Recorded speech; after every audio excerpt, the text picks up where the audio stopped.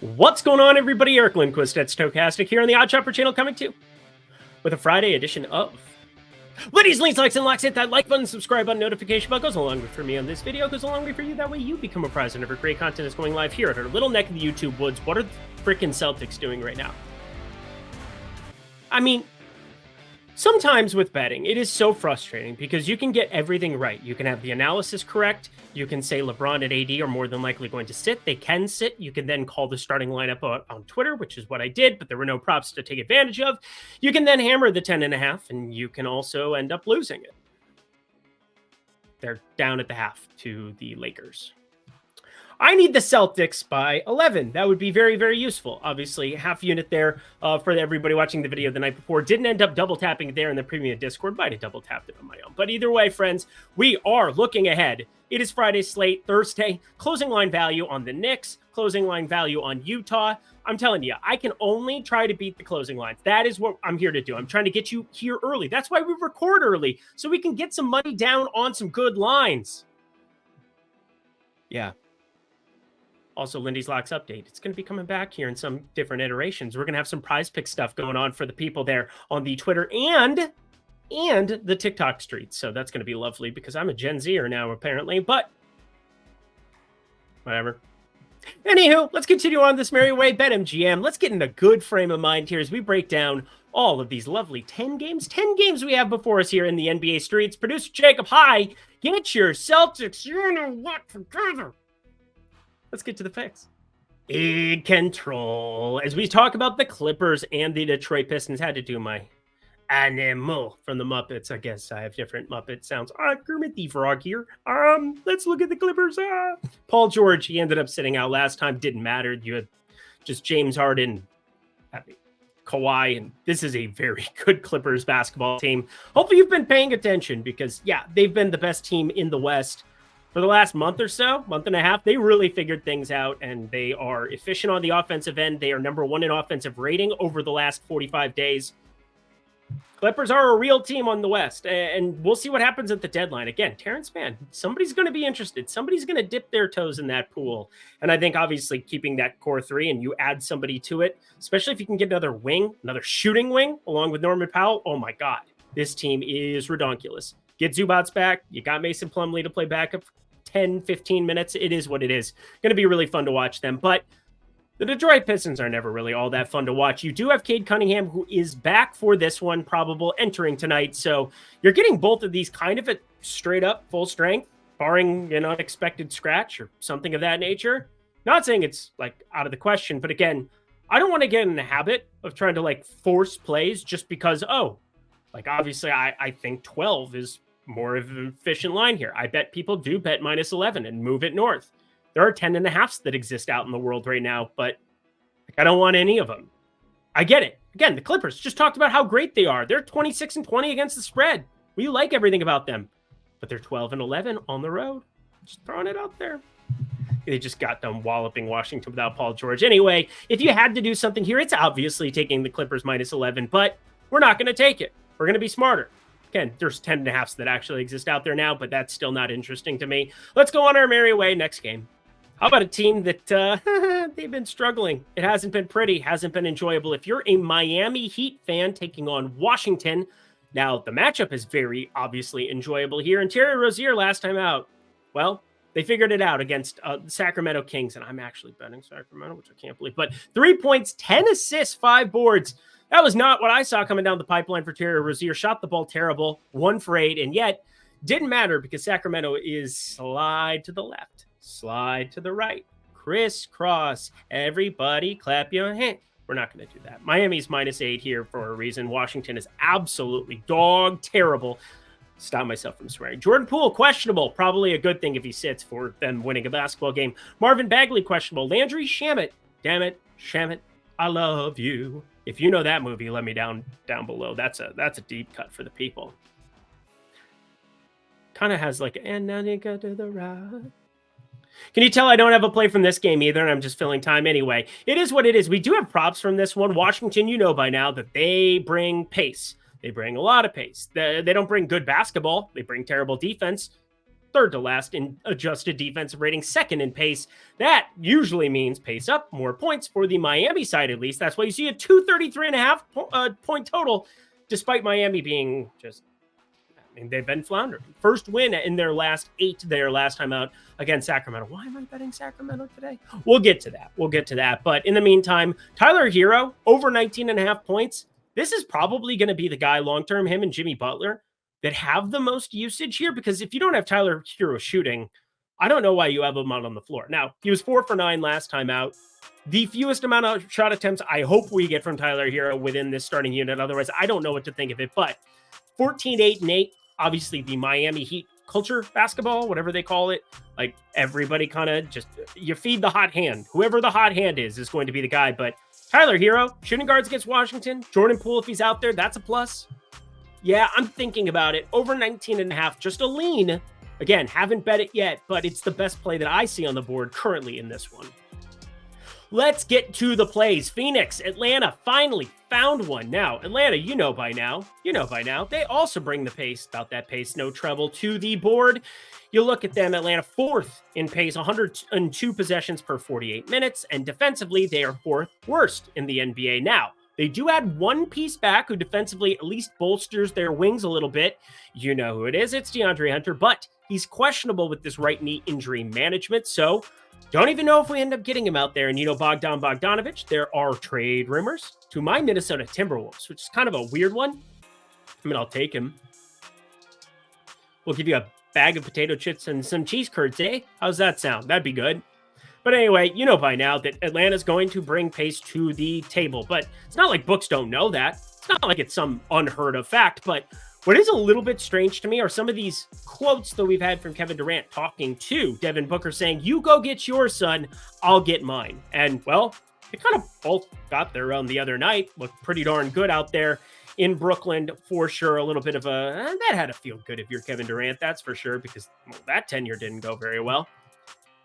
33, 8, and 5 looked pretty good to me there. But it's not so much the points. It's the fact that they're playing gobs of minutes. 38 minutes in a game that they won by 16. It got a little bit, it didn't really get dicey at any point there in the fourth quarter. Lonnie Walker played pretty well. That's always wild to watch. But anyway, we've got ourselves a pretty straightforward play here. It's not on the Atlanta side. I talked basically about them. You have just DeAndre Hunter questionable. Trae Young, DeJounte Murray, good luck figuring that one out right now with their current lines. But I do have this figured out here. Kevin Durant, this is too low in terms of PRA. He averages north of 40.5 of these per game this season. So there's a 2-point discrepancy. We're paying inside of minus 120, and it's a pace-up spot against Atlanta. Of course, the caveat is Bradley Beal does exist. But again, in terms of PRA, he's adding assists to the table. He is somebody that they're playing through a lot, and got to the line 12 times. That's really been one of the things that I've been paying attention to from Kevin Durant, because when he's engaged, when he really wants to go out and play basketball, and this team needs to keep winning games here, Phoenix, considering what the Clippers are doing here in the West, and Denver exists in the West. We'll get to them in the last game of the night. Kevin Durant is going to get to the line here. It was the first time he had double-digit attempts in a game at the free throw line since December 13th. That's a wild fact. Again, this is why they pay me the kind of big bucks. Well, actually, it's okay. I'm having fun. And also, I like betting. So, Phoenix. Kevin Durant. 38.5. PRA. Period. Done. Let's talk hot shot. Super quick, super straightforward, friends. We have the Positive EV tool. We have incredible Discord community. We have an incredible opportunity to help you if you're in a non-legal state to check out the Fantasy Optimizer, to try out Underdog, Prize Picks, and to get the best plays in terms of EV over at those sites as well. And all of that is coming to you, friends, for $14.95 weekly, $49.95 monthly. It's a ridiculous slash in pricing that we had. The Discord alone used to be $20 a week. The Discord alone, just to be able to have communication with me, Isaiah Suarez, Greg Ehrenberg, Ben Raza, all the people you know and love here, Lofty over there in the Discord hanging out from time to time, telling you, it is a great opportunity right now to jump in. And when you use promo code Lindy, Lindy, 20% off. What an amazing deal. Expert Picks, Discord, premium tools. Again, $12 a week. You can ask me all the questions you want. You can DM me. Yeah, be nice. You can also Fire up anything you want off of that positive EV tool, and it is printing here of late. Again, looking around 7-8% ROIs for lots of our team members here. Lots of people over the course of the last month. January was nice. February could be even nicer. Jump on in, friends. The water's warm. Use promo code Lindy when you do 20% off your first week or first month of any package. Cool. Todd Shopper, we go. Oh, actually, no. Back to the picks we go. I can't believe I'm doing this. I've only done this one other time this season, and it won, so we're 1-0 betting Sacramento. But my God, my betting Sacramento? Why? Why am I doing this? Well, I'll give you some reasons. First off, we know the Pacers are currently involved in a little basketball game. They're at halftime, 58-51 here, so pretty competitive spot. And I don't think Tyrese Halliburton's going to play on a back-to-back. Maybe that's just me. Maybe it's just me, but they're limiting his minutes. It's a back-to-back. And this line opens as if Tyrese Halliburton's suiting up. I don't quite understand it. So Sacramento is 24-21-1 against the spread. I just can't figure out whether I want to bet for. Obviously, both these teams have been profitable to bet for over the course of the entire season, but Sacramento's just never, ever, ever making my betting card in a lot of these spots. And well, this is the first time that I'm actually going to advocate for them in a very, very long time. Back in December, beginning December was the last time that I ended up betting this team. I've bet against them quite a bit, not always to avail. Again, 24-21-1. We will tell you here in 2 seconds. I am 4-3 betting against them. So slightly up, nothing to really write home about, but I've done it more than not. Obviously 7 times. That's a lot. That is the 1, 2, 3. This is fun, huh? 4, 5. 5th most that I have bet against a team this season. And again, spreads, I have way more prop exposure on a day-to-day basis. I think you understand that watching my videos, and you definitely understand it if you're in the premium Discord, because props are generally my calling card. Hey, home run props, anybody? Coming to you in less than 2 months. Let's go. Catchers and pool. Corbett Burns is an Oriole. That's going to be wild to break down for the people. We'll probably do a preseason thing. But Sacramento -2 here in Indy. Indy on a back-to-back. I don't think Tyrese Halliburton ends up playing. That is a massive part of this. I think TJ McConnell, we're going to be pretty limited here in this Knicks spot, simply so that they can utilize him here. Aaron Nesmith's been playing really good basketball. I don't know how. I don't know why. And then Pascal Siakam, Aaron Nesmith, Benedict Mathurin did sit out on the front end of this one. So if he ends up available on the back end of it, that's obviously an offensive upgrade for them. But for the time being, Sacramento's healthy. It's been the first time in a long time that we've seen Sacramento completely healthy, except for Sasha Vezenkov. And I think his parents care that he's hurt, but I don't think he matters that much to Sacramento right now. Anyway, bet them -2. Can't believe I did, but here we are, friends. If you want on the money line, obviously -2, even money. If you wanted to go money line, totally understand that too. Flat out think Sacramento wins here in Indy, and happy to lay the 2. There you go. Good talk. Glad we had it. I don't have a lot of a rate of anything that's going on here. Toronto taking on Houston, and my goodness, Toronto. 3 massive pieces. RJ Barrett, Emmanuel Quickley, Jakob Poeltl, all questionable. If they all play, would I want to have any part of this? No. But there's also a massive question mark on the other side of this one.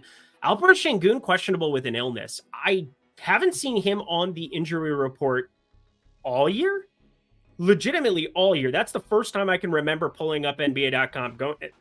Alperen Sengun. Interesting.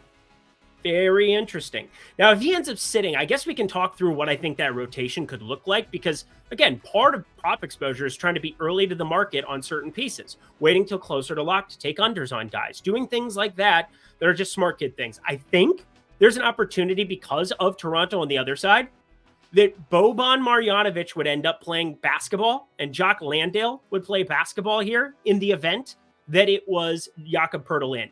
If Jakob Poeltl is out, I don't think Marjanovic sees the floor in any way, shape, or form, because, again, he's averaging all of 5.3 minutes. He's appeared in all of 8 games this entire season. Again, I think Landale is the far more likely starter between the two, but I'm just saying it is like a true center situation that you would kind of want to have going up against Jakob Poeltl. So that one really matters, because then what ends up happening is Jontay Porter, who's doubtful. He comes off the floor, so I'm just not having him in.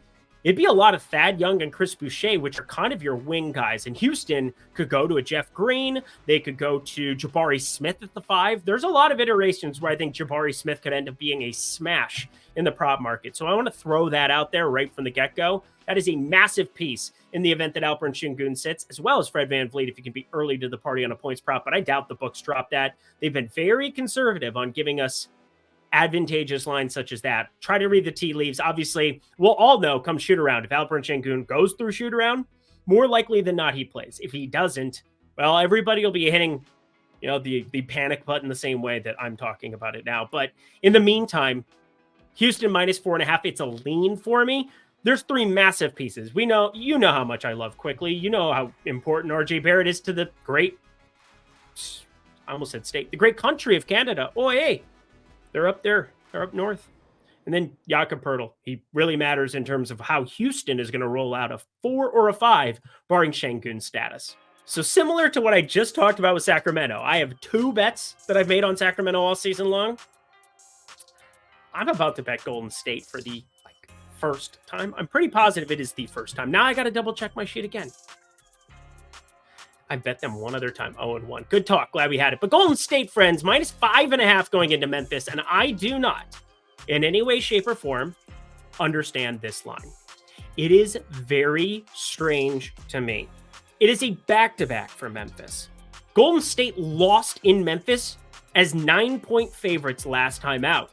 You're telling me that Golden State now coming in with Draymond Green at the helm, being back in this rotation, is going to lose to Memphis? No. This is going to be very, very different than last time out. First off, Vince Williams ended up playing. John Conchar ended up playing. Santi Aldama ended up playing. But Luke Kennard, Zaire Williams, I'm guessing that they held them out Thursday in order to play them on Friday. But those other 3 were dinged up coming in. Vince Williams, left knee soreness. There's a very good chance that he plays tonight and doesn't play tomorrow. Jaren Jackson Jr., again, he's the most important player to this team in its current iteration, even though he's like somebody you want as your 3rd best player on a team. But he's going to play big minutes here tonight, barring a blowout. And, well, doesn't guarantee that he has to be out there tomorrow. G.G. Jackson could walk into more minutes, which is always interesting. And then Xavier Tillman, a surprise scratch during the game. Yes, you heard me. The news came out during the game that Xavier Tillman was not going to play on Thursday. Again, maybe they just held back those 3 pieces and saved them for the back-to-back. Memphis doesn't have a ton to play for. And you walk into, that point situation where, yeah, you're going to have Luke Kennard probably there, barring Scottie Pippen, who started here tonight on Thursday. Scottie Pippen Jr., for what it's worth. It'd be awesome to see Scottie Pippen start. Actually, no, he'd get slaughtered nowadays. But Golden State getting fully healthy and getting Jonathan Kuminga just going absolutely berserk here of late. Some of these splits are almost just out of control. Shooting like 55, 50, and 75 basically over his last 6. Now, obviously, Draymond Green back, it's going to limit the minutes potentially, but he's playing so good that I think you just roll out Curry, Thompson, Wiggins, Kuminga, Green, and play them all 35 minutes a night here like they have of lately. Brandon Pachinski, Trace Jackson Davis in a 14, 15-minute roll off the bench. And then if you want to dust off Looney and Joseph, go right ahead as well. 9-man rotation. But that core of Curry, Thompson, Green, Wiggins, they won a title bringing him in, and he's looked much better of late. And Kuminga coming on, I don't know how you don't bet Golden State -5.5. This has to close higher than this. This makes no sense to me. There's too much rest potential for other Memphis pieces. My favorite play, bar none here, when you look at the adjusted net ratings here for Draymond Green, in and out, day and night for this basketball team. He creates, he does all the dirty work, quite literally. Hopefully he's figured that part of it out. But Golden State -5.5. My favorite play, bar none. Lock it up. Put it in your parlays, you parlay people. Actually don't, because I just like straight betting. It is what it is. But Golden State -5.5. Best play from Friday. The second best play from Friday, friends, is checking out BetMGM if you haven't already. And why is that? Well, $158 in bonus bets coming your way just by going to the link below or using the QR code in front of your face. All you do, you deposit $10 or more, bet $5 on anything I talked about or anything your heart desires, and you'll get 3 bonus bets, a $50, a $50, and a $58 commemorating Super Bowl 58, of course, all instantly. No attachments, nothing, no hook, no issue, no problem. It comes into your account instantly. 3 massive bonus bets against $50, $50, $58. If that's more than you're used to betting, I'm telling you, this is an opportunity to have a big score to boost your bankroll instantly at BetMGM. That was a lot of B words all in succession, but I miss Succession. Great show. Bet $5, get $158 in bonus bets at the link below or the QR code right there on your screen. Only for 21 and over. If you have a gambling problem, please call 1-800-GAMBLER. Back to the picks we go, friends. Orlando Dogs against Minnesota. And obviously, this is an Orlando team, plus 7.5. You haven't seen a lot of these close spreads against Minnesota of late. Like, teams have been avoiding Minnesota at home, which I guess makes sense to a certain extent. My team's really good. For the first time in a very long time since I've been alive, Minnesota first, and probably going to be first in the West here, heading into, well, I knock on wood there, because obviously Oklahoma City's like, what, a game behind? A game behind, Eric? Come on now. Don't do that to your own team. Don't put that evil on me, Ricky Bobby. Do not put that knife into your leg, Ricky Bobby.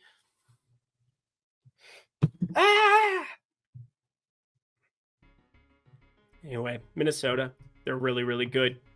Orlando, they're healthier now. Franz Wagner back in the fray, and that's why you're seeing this line where it is. Markelle Fultz playing 30 minutes a night. Wild to see. Suggs, Franz Wagner, Banchero, Wendell Carter Jr. It's so strange to see Goga Batadze be a top 3 defensive center and play 0 minutes a night now, because it's all Wendell Carter. But he's been performing all right for him here, and obviously there's an opportunity for Wendell Carter to, he's got to make Rudy Gobert step out to guard him a little bit here.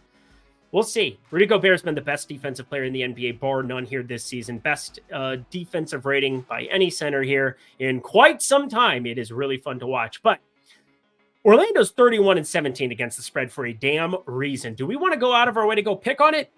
I sure don't. But the one thing I thought about here, I know it's egregious, but 213. Sorry, I had a hiccup. 213.5 here for a total. I know it's low, but I think it should actually be a little bit lower. Now, 210.5. I don't think it's enough for me to want to try to beat like the VIG here, but I thought about it. It's green on my sheet technically. I'm just going to call it a lean because I don't feel all that comfortable. There's enough offensive firepower on both sides of this one where it could be more competitive, but we know that these are two of the best defensive teams. Minnesota first in adjusted defensive rating, Orlando fourth in adjusted defensive rating, but completely healthy.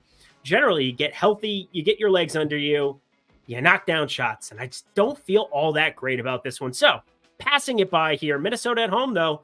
Go Timberwolves. Speaking of how fast we can talk about a game, Charlotte, Oklahoma City, what are we doing here? 17-point total is what I'm looking at. Look at this lovely rotation, like the starting lineup that Charlotte rolled out there. Cody Martin, Bryce McGowens, Brandon Miller, Miles Bridges, Nick Richards. I feel like Charlotte should refund their season ticket holders. What are we even looking at? Kyle Lowry, trade pending. He exists on the roster, even though he's never going to play a game for them ever. Gordon Hayward, he technically could be good to come back now, but they're waiting until the deadline. Why would you play him and risk him getting hurt here? And LaMelo Ball is doubtful because, of course, he is. So you're going to get Leaky Black, which is like a Peaky Blinders name. What are we doing here? Oklahoma City, Giddey, SGA, Dort, Wiggins, Holmgren. You could get a surprise scratch here. I just don't even want to deal with this. Charlotte plus 17 if you had to, just because we haven't seen many spreads like this, unless it was Portland when they were decimated, unless it was Washington against lots of people. But Washington has enough people that this wouldn't happen to them. This is so bad. This is the worst game to bet on the board. Just if you're going to this game, go enjoy SGA, go enjoy Chet, go enjoy that, but this should be a massacre, but 17, it's a lot. Don't bet this game, please. 2 games left. Hit that like button, subscribe button, notification bell as we get to a play here. The Pelicans taking on the San Antonio Spurs, and there's technically not a line out here yet. And normally, I'm the person who created these rules, so it's you can break them appropriately. Leans, likes, locks. Leans are things I'm thinking about betting. Likes are things that I have bet already, unless I otherwise specify, such as this, because I'm waiting for a line to come out. And a lock is my favorite play on the board, usually a unit. You didn't have something in that ballpark, unless also otherwise specified. But this is something that I'm going to bet based on what the lines have been here recently and the fact that he didn't accomplish that feat. If you're in the premium Discord, you probably know where I'm getting at with this one. But the Pelicans, 7.5-point favorite. Zion sat last time out. Don't think he's going to be sitting here in this spot, which is kind of something that matters because, well, I don't know, but it is a left foot bone contusion. He's technically questionable. So is Herb Jones. He sat out last game as well. And Larry Nance in his khaki pants. There's nothing better. Oh. But San Antonio, Keldon Johnson and Zach Collins questionable yet again. Victor Wembanyama going up against Orlando, one of the best defensive teams, and Wendell Carter Jr., not a bad defender by any means. He's positive in adjusted defensive rating this season and most seasons in his NBA career, but Victor Wembanyama playing around 30, 32 minutes a game now in competitive spots. I don't know how you get away from betting his double-double or rebounds prop every single time when it's under 10. Or obviously the double-double when it's minus 150, minus 175 or better.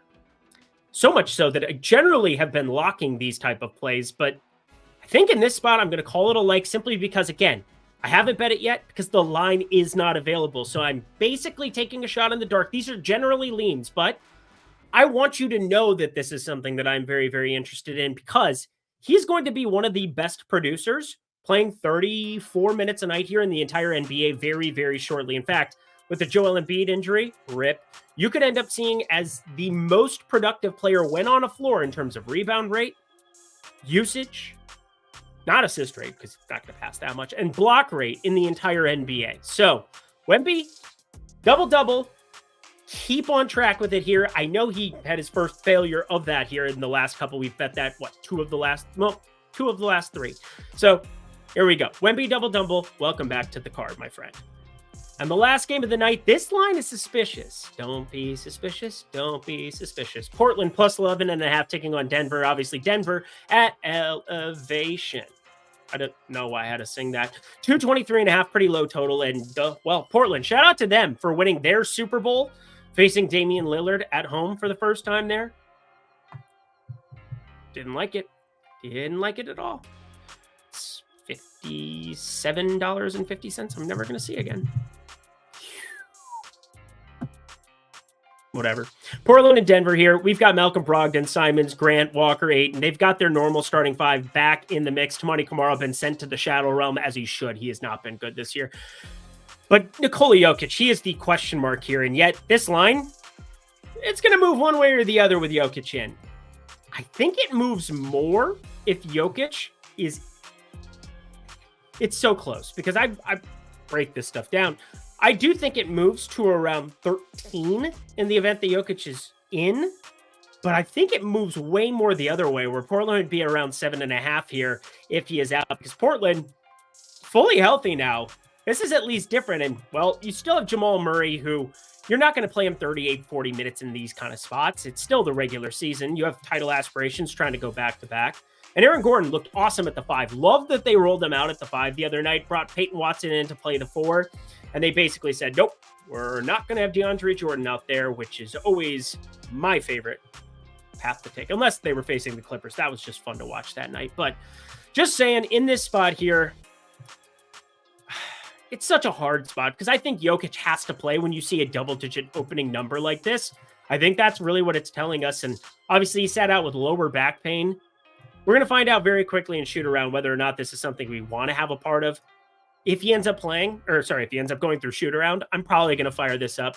11.5 Denver. I think it's about 1.5, 2 points of value you're getting there. But Jokic triple-double is the one I really want on high alert because, Jamal Murray is coming off of an absolute dud in OKC. And Shai Gilgeous-Alexander, he's going to do that to people. One of the best defenders in the entire NBA. But I think Joker, if he plays here, had a nice week off, basically. Maniacal laugh. Joker triple-double could be like the play of the day if we're getting better than 2-1 here in that department.